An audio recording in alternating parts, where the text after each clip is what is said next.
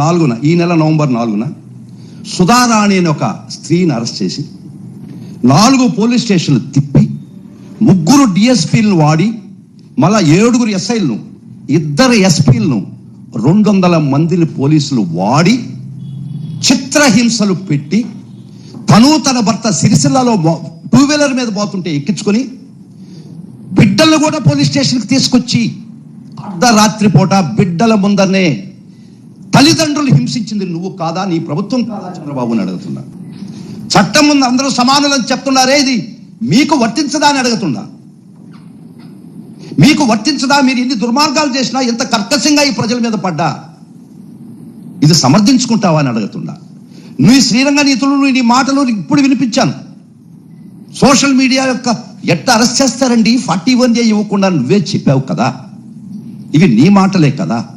ఈరోజు నీ ప్రభుత్వం, నీ స్క్రిప్టు, నీతో వ్యవహరిస్తున్నటువంటి తీరు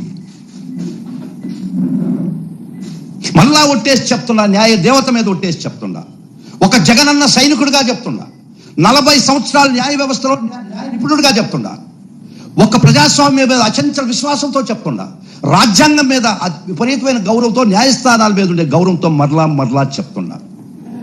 దీనికి బాధ్యులైనటువంటి పోలీస్ ఆఫీసర్స్, దీన్ని హింసించినటువంటి మొత్తం team of the police officers ఎందుకు చేశామా ఈ పని, ఎవరు మాటలు విని చేశామా ఈ పనులు అని ఖచ్చితంగా మీరు ఫీల్ అయ్యే రోజు వస్తుంది. రాకుండా వదలము, ఇది గ్యారంటీ. ఇదొక కస్టోడియల్ టార్చర్.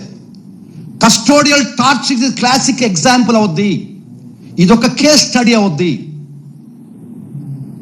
మీరు పెట్టిన చిత్రహింసలు ఒక్క విషయం అండి, ఆ స్త్రీని రాత్రి 4 గంటలకి రిమాండ్ చేయడం జరిగింది. చేస్తే మొత్తం 4 పోలీస్ స్టేషన్లు, 3 డిఎస్పీలు ఈ కేసుకు మొత్తం ఆ సుధారాణిని హింసించినటువంటి ప్రక్రియలో భాగస్తులు. 4 పోలీస్ స్టేషన్లు ఎస్హెచ్ఓలు, 3 డిఎస్పీలు, 2 ఎస్పీలు, 200 మంది పోలీసు అవి ఉన్న టెర్రరిస్టా? నిన్న ఒకవేళ రిలీజ్ అయితే శ్రీకాకుళం నుంచి ఎక్కడెక్కడి నుంచి మళ్ళీ వ్యాన్లు పెట్టుకుని ఒక 200 మంది పోలీసులు వచ్చారు. మళ్ళా ఆయన కోర్టు వారు ఏమైనా బెయిల్ ఇచ్చి బయటికి పంపిస్తే మళ్ళా లిఫ్ట్ చేయడానికి వచ్చారు. భయపడి బెయిల్ కూడా పెట్టుకోలేదు ఆ స్త్రీ తరఫున. మీ యొక్క అరాచకాలకు, మీ తరఫున చేస్తున్నట్టు పోలీసు అరాచకాలకు భయపడి బెయిల్ కూడా పెట్టుకోలేదు. అట్లీస్ట్ ఊపిరి ఉంటే జైల్లోనా బతుకుతాను, జైలు పదిలం ఈ రాష్ట్రంలో బ్రతికే కన్నా జైల్లోనే అట్లీస్ట్ సేఫ్ అనే పరిస్థితికి ఒక్కొక్కరు వస్తున్నారంటే ఏం చేస్తాం మనం ఈ రాజ్యం?